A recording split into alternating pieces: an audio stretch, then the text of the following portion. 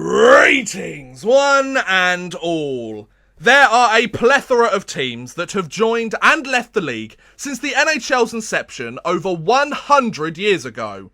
Most of these teams are lost as time passes on, being mentioned only in the league's history books, which fans need to dig out and dust off if they want to learn more. However, some of the more recent franchises are still missed by the modern day NHL fanbase to this very day. Out of those lost franchises, arguably the most missed of them all are the Quebec Nordiques.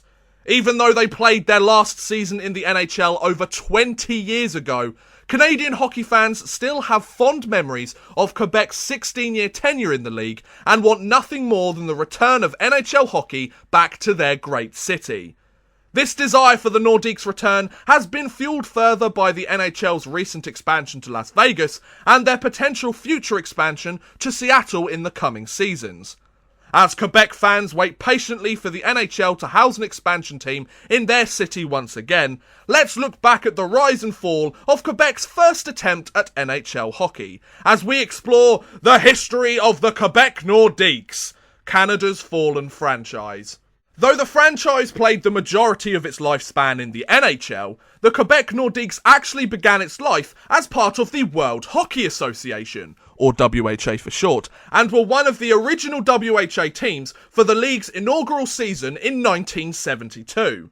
The franchise was originally intended to be the San Francisco Sharks, but after funding collapsed in California and the franchise was given to the owners of the Quebec Ramparts in haste to ensure the team could play in the WHA's inaugural season, the Nordiques were born into the new league instead as the WHA tried to rival the long-standing NHL. The nickname Nordiques means Northerners or Northmen in French, and it was given to the team because the Nordiques were one of the northernmost teams in North American professional sports. Consider that your fun fact for the day, ladies and gents. Now, just like any other team, the Nordiques had its fair share of success and disappointment in the WHA. The team got off to a slow start in the league as they missed the playoffs in the WHA's first two seasons. But the 1974-75 season, their third season in the WHA, saw the Nordiques make it all the way to the playoff finals. However, their run came to an end at the hands of Gordie Howe and his Houston Aeros team. Whilst they would taste defeat that year, this playoff appearance started a string of 5 consecutive playoff appearances, which resulted in 2 first-round exits, 2 second-round exits, and 1 all-important victory in the finals to capture the Avco World Trophy over the Winnipeg Jets during the 1976-77 season. Due to financial difficulties and the inability to meet the expensive payrolls teams had amassed in the league's short tenure, the World Hockey Association ceased its operations at the end of the 1978-79 season, after 7 years of existence. Whilst this appeared to be the end of the Quebec Nordiques, the NHL agreed to a merger with the WHA, whereby the WHA would fold all of its existing franchises in return for the NHL allowing the Edmonton Oilers, New England Whalers, who then became the Hartford Whalers, Quebec Nordiques, and the Winnipeg Jets to join the National Hockey League. This wasn't the end for the Nordiques, oh no, it was just the beginning. Since many WHA players also had their rights owned by NHL teams, a unique dispersal draft took place after the merger that allowed existing NHL teams to reclaim their players from the ex-WHA teams. However, the newly merged teams were allowed to protect up to 2 skaters and 2 goaltenders. The Nordiques decided to protect 3 players as they saw the rest of their roster decimated due to existing NHL teams taking their players back. This meant that the Nordiques had to find whoever was available to join their roster and help make their inaugural season in the NHL as successful as it could be given the circumstances. Unfortunately, this didn't work out well for the Nordiques, who sank to the bottom of the NHL standings, finishing last in their division during the 1979-80 NHL season. However, the first big success for the Nordiques in the NHL came in August 1980, when the team announced that they had signed Peter and Anton Stasny, 2 brothers who had recently defected from Czechoslovakia since they drafted Anton in the 1979 NHL entry draft, with their brother Marian signing with the Nordiques a year later. This proved to be massive for the Nordiques, as the following season, Peter Stastny's 109-point Calder Trophy winning campaign helped the team make the playoffs for the first time in their second NHL season. But unfortunately, the Nordiques were eliminated by the Philadelphia Flyers in the first round. After their first playoff run, led by the play of Peter Stastny and Michel Goulet, a promising draft pick of the Nordiques in their inaugural NHL season, the Nordiques made the playoffs for the next 6 seasons, but were never able to win Lord Stanley's Cup, losing in the first round twice, the second round twice, and the third round twice. But they did pick up a division championship during the 1985-86 season. During these 6 seasons, the Nordiques had created a fierce interprovincial rivalry with the Montreal Canadiens, due to several playoff series between the two teams, with the Habs usually taking the victories, which further fanned the flames of rivalry on the Nordiques' side of the fight. After 7 consecutive playoff appearances, a decline began during the 1987-88 season for the Nordiques. The Nordiques finished last in their division and did so for 5 straight years, which meant that they also missed the playoffs for 5 straight years. In the 1988-89 season, the Nordiques had the worst record in the entire National Hockey League. Even though they brought in Guy Lafleur for the next 2 seasons, history would repeat itself as the Nordiques finished the 89-90 season with a 12-61-7 tie record, the worst in franchise history. The 1990-91 season wasn't much better either, as the Nordiques had their 3rd straight season at the bottom of the standings. The only positive to these seasons? They got the first overall pick in the draft 2 straight years, which they used on Matt Sundin in 1989 and Owen Nolan in 1990. Every cloud has its silver lining, I guess.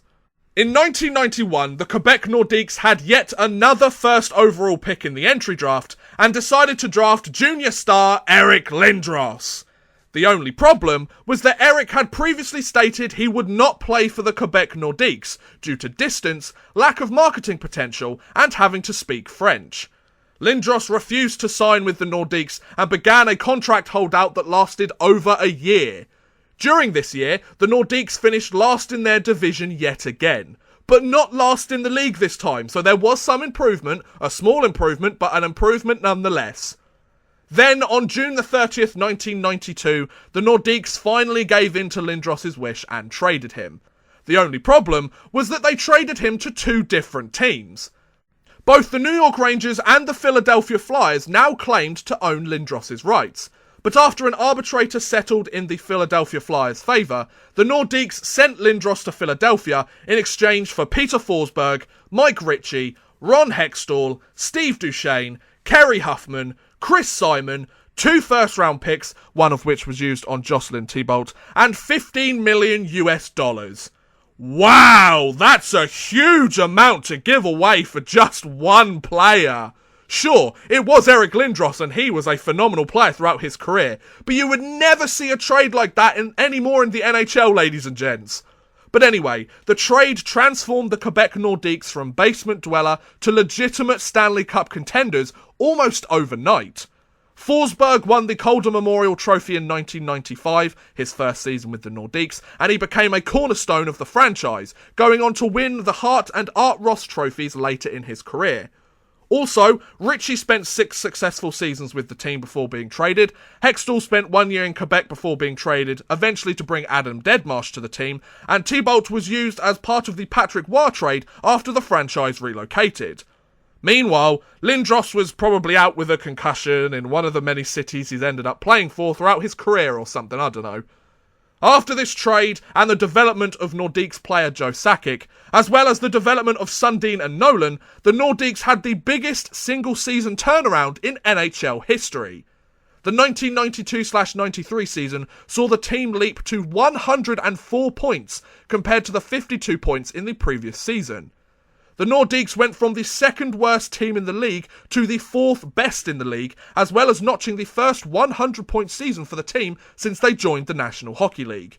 The Nordiques made the playoffs for the first time in 6 seasons, but were eliminated by none other than their interprovincial rival, the Montreal Canadiens, in the first round. The 1993-94 season saw the Nordiques miss the playoffs as they struggled with injuries. After the season, Sundin was traded to the Toronto Maple Leafs in exchange for Wendell Clark. The trade was seen as mutually controversial for both sides, as Sundin was a rising star in the league, whilst Clark was the Leafs captain and fan favourite. Clark performed respectably for the Nordiques, but was traded away after one season with the team due to a contract dispute. The 1994-95 season saw the season shortened to just 48 games due to a lockout. The Nordiques finished with the best record in the Eastern Conference this season, but were eliminated in the first round by the eventual Stanley Cup champion, New York Rangers. Woo!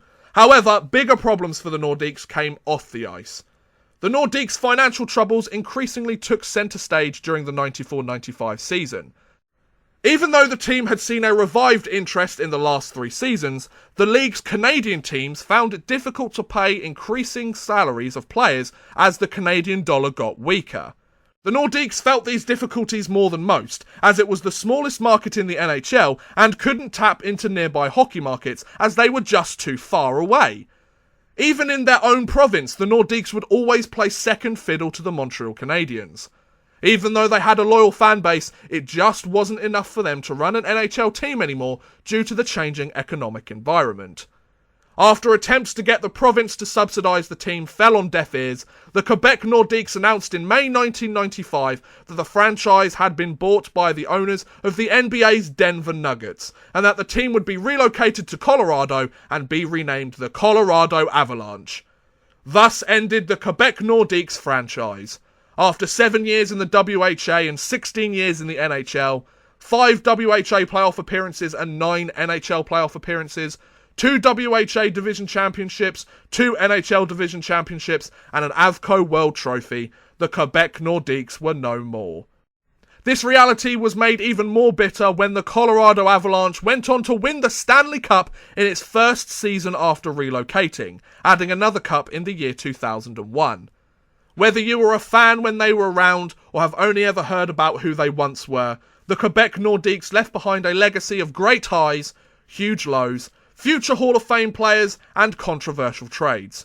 But until Quebec are given another NHL franchise, it's safe to say that the first go-round didn't do such a bad job after all.